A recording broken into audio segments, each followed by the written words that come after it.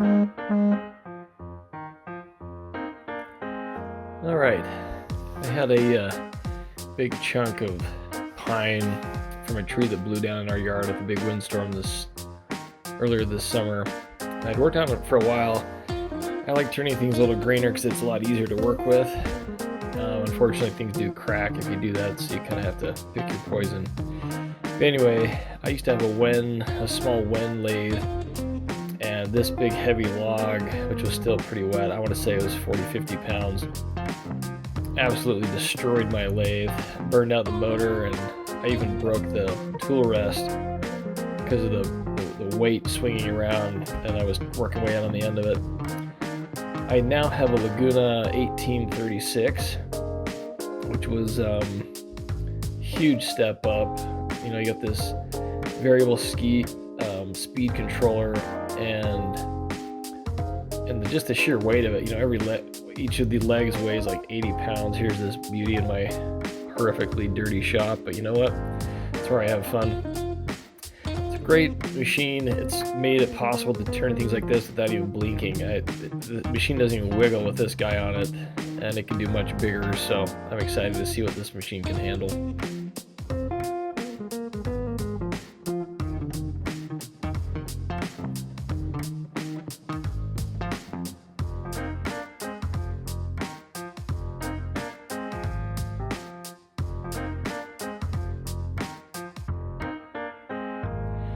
I started doing lathe turning woodworking earlier this last year, so it's been about a year. I've always worked with wood. I grew up on a small farm where I was building things. When I was a teenager, my brother Trillin let me work with him for a summer framing houses.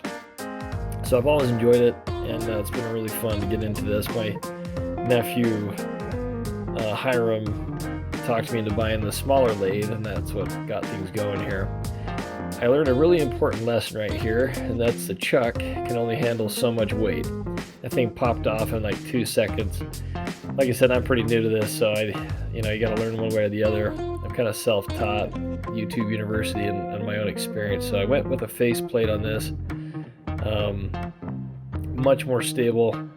Didn't wiggle at all after I got that thing screwed on there. So I guess the switch off is now I've got 4 holes in the bottom of my vase or bowl, whatever we're calling this, and you know, it's fine. I knew it was going to be really big and have a thick base, so it wasn't going to come up through the bottom. But I often like the actual bottom of the vase to look awesome as well. And I guess you just have to accept 4 holes or sacrifice a lot of wood to get rid of the holes. So I just went with it. One thing I've discovered lately is this scraper I'm using. Oh my gosh, this will save you so much time in sanding. The pros out there will tell you, oh, duh, that's the whole point. You can save yourself so much time and effort by carefully applying that scraper, and you watch that thing shaves it down to almost perfectly smooth really easily. This is wetter wood, so it didn't quite do a perfect job. It really does save at least in 30-40 minutes of sanding every time. So that's a new thing I'm kind of discovering its utility.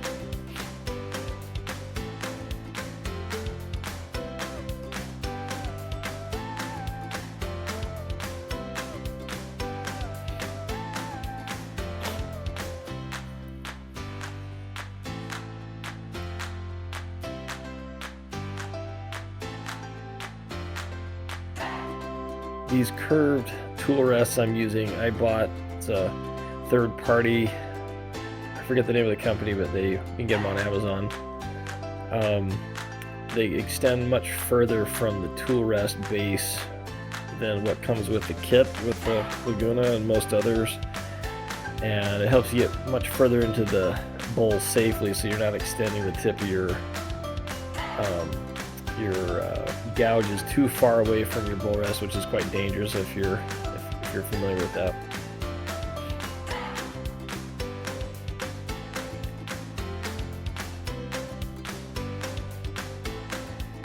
I have found the smaller the bowl gouge, the easier it is to handle.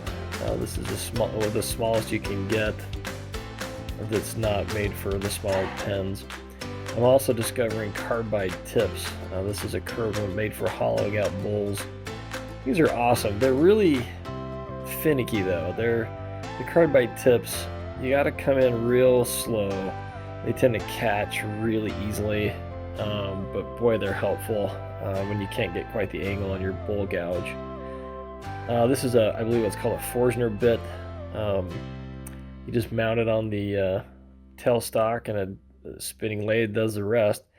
This saves all kinds of time by giving you not only a target for depth. You know, you'll see me quickly measuring how far in I want to get this thing, but it also gets rid of a ton of the wood through the center. And the center part's the hardest part because it's spinning so slow. It's hard to get a good edge with your tools. So I like to get this down to the depth that I want. Then as I'm using my tools to finish it, I just get to the bottom of that hole and I know I'm there without breaking through the bottom of my hole and ruining the whole thing, which I have done in the past.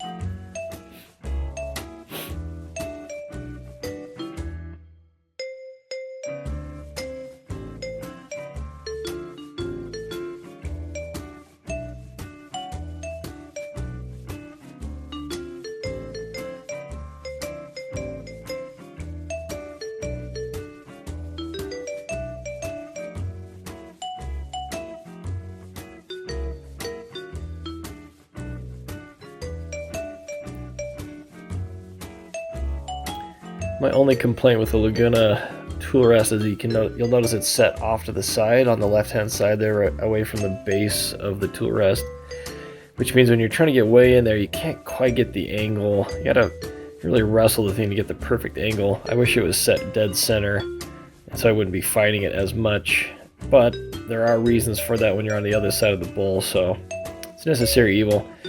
I can't speak highly enough about the Laguna lathe. It is so perfectly, solidly built. I hope it's a lifetime investment. It was expensive, but worth it. You know, this lathe bug bit me, and I just love doing it. So it's been a great investment, and it's just such a solid build. I rarely walk away from it going, man, that thing left me needing or wanting something else. So far, so good, and I've turned some fairly big, heavy projects on it.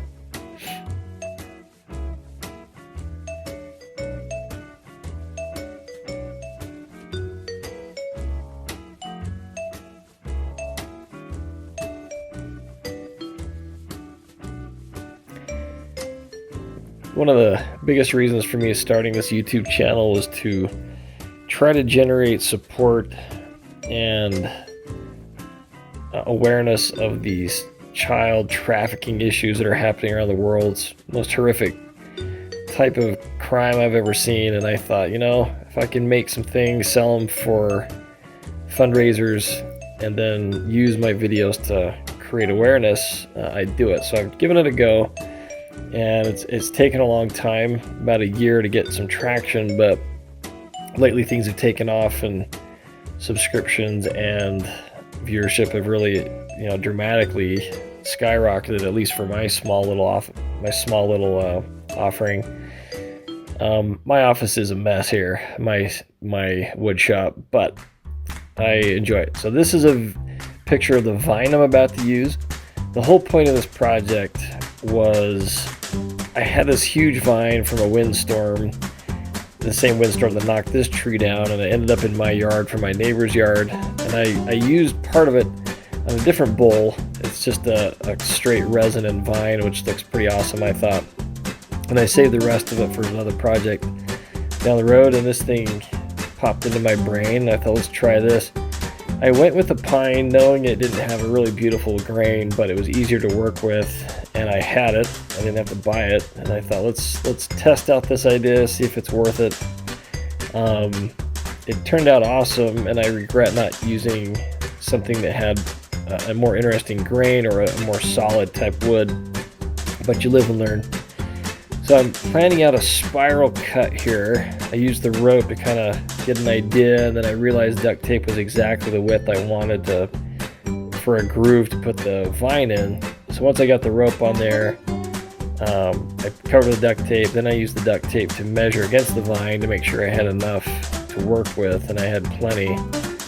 I had to staple it down because the dang thing kept slipping down this curved vase surface, but you know, half the time I'm just making stuff up with this. I really enjoy the creative process. In my job as a foot and ankle surgeon, everything is by the book. It's studies, it's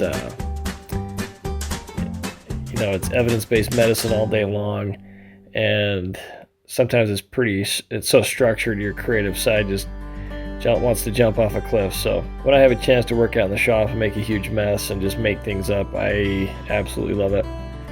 So I'm using a roto-zip here to cut out the groove for my vine. It's the latest model roto-zip. These bits are meant to cut through wood. The problem is, as you see right there, I break them easily. I guess it's me with a new bit. Got to be patient with it. If you push it too hard, they snap off, but they really are nice. It's pretty much like a router. I don't have a ton of experience with routers, but you can freehand this wherever and however you want, and as long as you've got a sharp bit on there, you can do a lot of things easily. I discovered right about here that my bit wasn't quite long enough. It was coming through the other side, I thought just fine, but as I get to the base of the bowl's actually thicker walled, and so it wasn't going all the way through. So I got my first, you know, 3/4 to 80% cuts done with this, and then I come back later.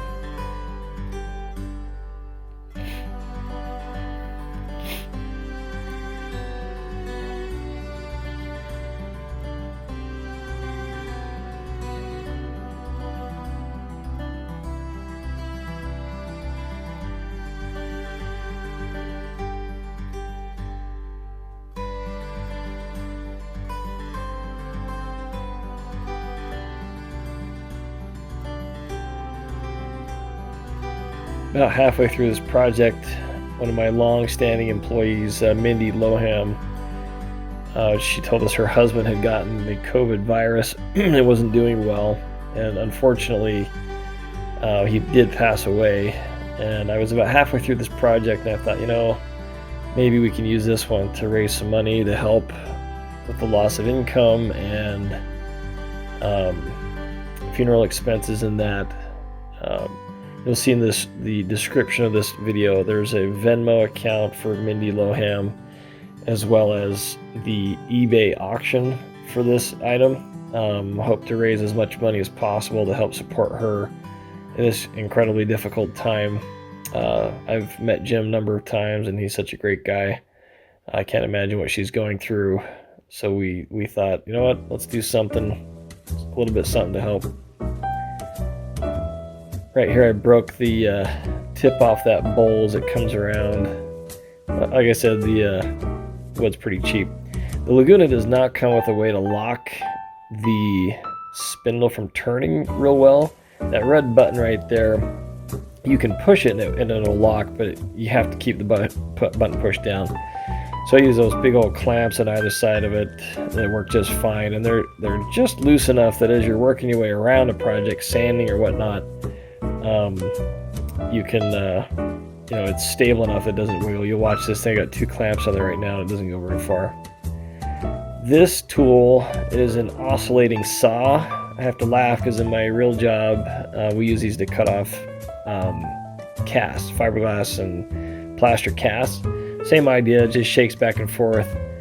Unfortunately, I just snapped the blade right there. I tend to push things to their limit. I get impatient. Broke it, got a new one, learned to slow down a little bit, and the other blade lasted the whole time. It was just fine. But I like this because it's not spinning, it's kind of narrow, so you can fit it into whatever little groove, and it was long enough that I could cut all the way through the bowl thickness, and it worked out fine.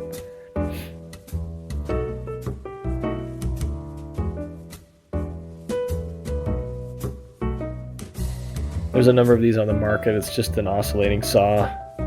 You can also put a sander attachment on it, a whole bunch. They have all kinds of attachments you can put on them. They're kind of a universal tool.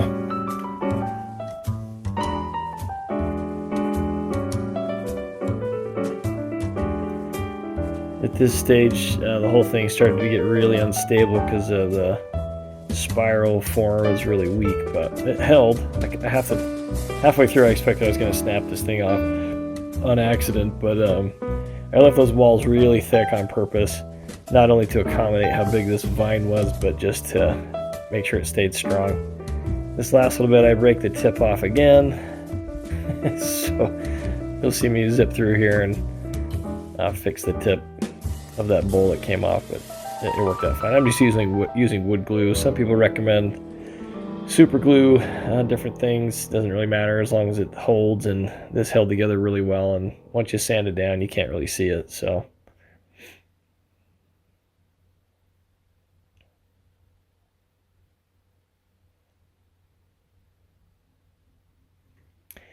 my channel recently, oh, hold on, this is a file sander by Wen. I love this thing. It's a belt sander. You can get this thing into the tiniest little grooves and cracks to sand, which some of my projects have been really hard. I did a butterfly effect bowl is what it's called. It's one of those wavy bowls. And this was the only tool I could get in the really deep cracks to sand. It's got, you can put all different kinds of grits on it. It's like a miniature belt sander, really.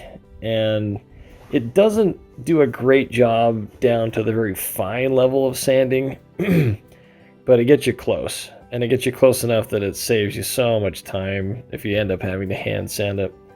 Highly recommended for people doing carving and, I don't know, unusually shaped bowls where you can't sand it on the lathe, or regular palm sander or whatnot just won't fit. Took a long time because I got a ton of surfaces here to sand, but it worked out fine. The sandpaper is tough enough that it can handle quite a beating. All right, one of my goals with my projects is to not waste resin. They don't make silicone forms for all the crazy weird shapes I do, so I kind of have to make it up, at least to my knowledge. So in this one, I use a bunch of plastic bags that were used. We're trying to not use these going to the grocery store anymore, but we had a bunch left over, and I thought, not really use them for anything else, so I duct taped them all together, made a core so that the resin wouldn't leak in the middle. I could save myself a gallon of resin, which actually worked out really well. I hot glued it to the base, and once it stuck down, it worked out well. I'm gonna skip a ton of video right here because I'm an idiot and I could not figure out how to wind this whole vine on it. I made a couple of mistakes. I let the vine dry out too much so it wouldn't actually bend around here as a whole. I kept snapping it. So after a fair amount of cursing, I ended up just taking one little vine at a time and winding it around, and it actually filled up the space a lot better than it would have otherwise. But it was kind of disappointing that they didn't stick together because it had that cool spiral effect with all of them wound together. But, turned out cool. You live and you learn. I probably could have steamed them, got them more flexible and done it, but I just didn't have enough time or patience and decided to just go for it. So I clamped a piece of wood on the left side there so I could trap the ends and then just wound them up and then tape the top part, and that worked out just fine.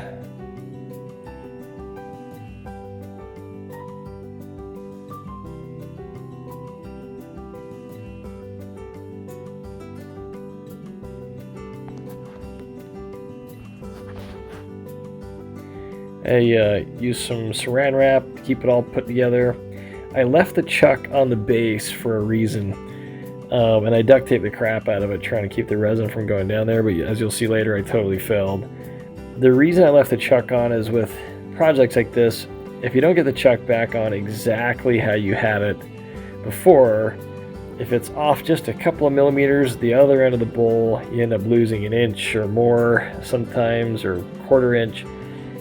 Just because it's off center, and when you turn it and things, by the time you get it perfectly round, you've lost a lot of what you started with. So I thought this time I'm going to leave it on there, see what happens. And even though I duct taped the snot out of it, the resin still managed to leak down in there, and I still had to chisel it out, which was fine. Took some extra time, but it did work. I didn't lose the center. So here's some epoxy. It's just regular epoxy, nothing special about it. but it's the cheapest I've found. It still does a great job, and you got to get it exactly 1-to-1 ratio, otherwise it's going to be soft or brittle. So you see me eyeballing it. I go by volume more than I do weight, and I use a drill to mix the heck out of it. It's got to be really well mixed. I put a garbage bag around the whole thing and then duct taped it so nothing would leak, and it worked. It worked out fine. Amazingly, I thought it would leak everywhere, but it worked out. I didn't want it in all over my pressure pot. I've got a 5-gallon pressure pot. I got real tired of the smaller one quick because I like to do these bigger projects. And I'm able to do some pretty big ones. This one was as tall as I could fit in there with the chuck still on it. I'm sorry, not the chuck. I've been saying chuck. I meant faceplate. With the faceplate on it, and it worked out great. Kind of kept it compressed because it was just snug enough. Here's me chiseling out my faceplate. The resin got in there, unfortunately, but I didn't ruin the faceplate getting it cleaned out, so at least there's that.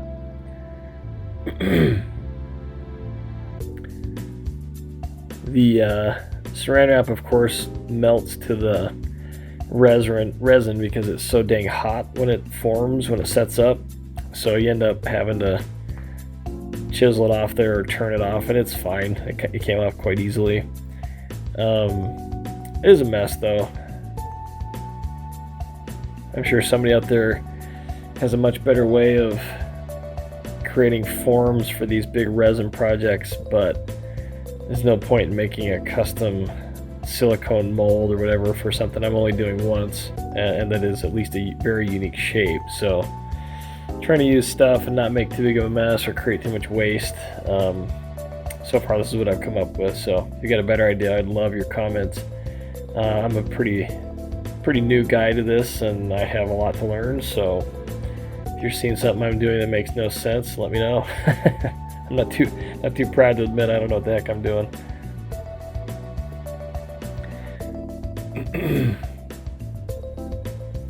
Operation Underground Railroad is this amazing organization that goes around the world fighting child sex trafficking. They set up sting operations and break up these rings that prostitute out kids to make a profit, try to get them into safe aftercare locations, adoption, whatever they can do to keep these kids from getting back into the mix. And I've thrown my support behind them. Your money is greatly appreciated. Anything I earn from this YouTube channel, from the sale of these products, anything that comes my way, I donate right to them. You'll see in the description of these videos my fundraiser. We're getting upwards, I can't remember, about $6,000 so far. There's been a lot more donated that's not part of my fundraiser that we've been responsible for, which I'm extremely proud of, and hopefully we continue. I think they've saved their 4,000th victim recently. They haven't been at it for too long, but they do a good job, and they publish their books every year. They try to be very transparent. Recently, Tim Ballard, the founder and CEO, was able to become completely volunteer. He's able to earn enough money with his books and other things that he makes that he doesn't have to take a paycheck from O.U.R. anymore. So I love that as much as possible the people that are involved are volunteers. I know there's always paid positions because you just have to have professionals running this big of an organization, but I like seeing the transparency. They get a third party to audit it, and the money is considered sacred. Any money that comes in, they try to use it to the best of their ability for what it's intended for. The resin leaked into the wood here. You can see along the ribbon there. I actually like it. It gives it kind of an old-timey weathered look. It wasn't my intention, and it's definitely a product of using cheaper pine wood that's super soft and porous. But you live and you learn. It's what I had to work with at the time, and this is totally an experiment. Getting the bags out of the middle of this thing was horrendous. Unfortunately, the duct tape stuck to the resin, and it was hard to get it out of there. Way harder than I thought it would be. But it worked in that I didn't have to use, probably an extra 1.5 gallons of resin, which would have been a total waste. So the idea worked. just wasn't executed real well. I should have coated the outside of that center plug with mold release, the silicone mold release, or at least some kind of oil, but I didn't remember. Should have done it. Should, would have, could have. It ended up just fine, but I did battle this thing getting it cleaned out.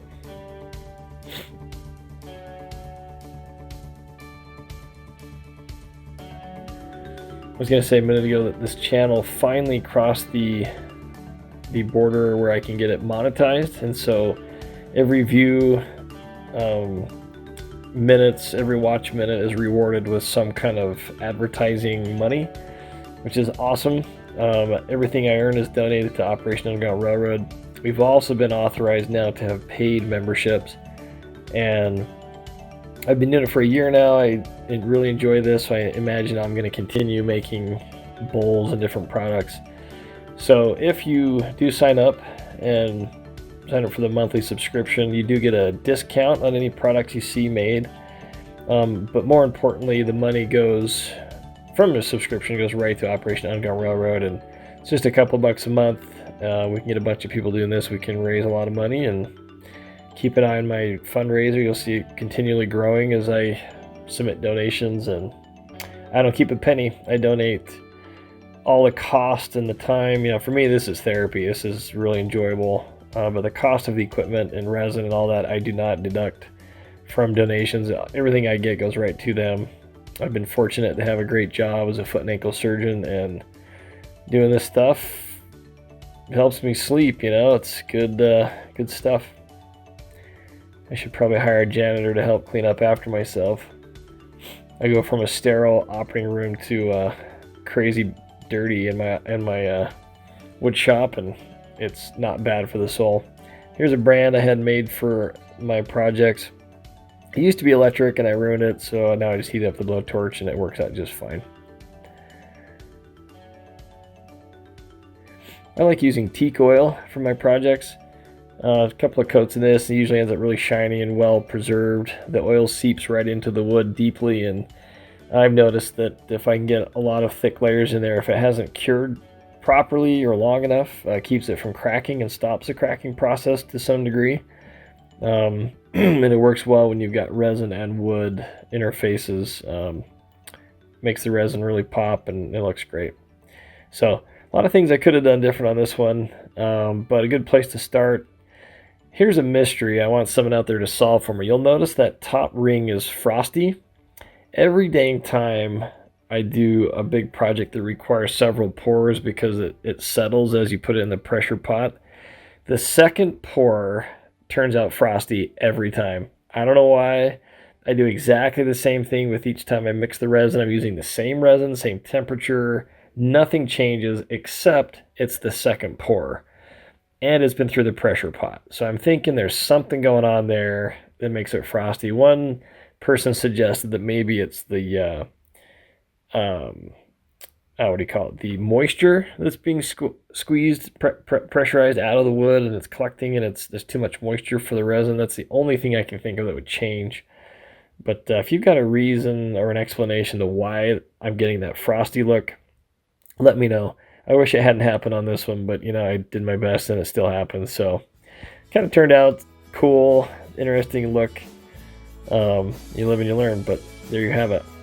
Again, this product is being donated for Jim Lowham, who passed away from COVID recently, and donations can be made directly to Mindy, his wife, or you can buy this bowl on eBay for the next week, and all the proceeds will go to their family to help support them and pay for funeral costs and whatever else their needs are at this time. So thank you for watching. You guys are awesome.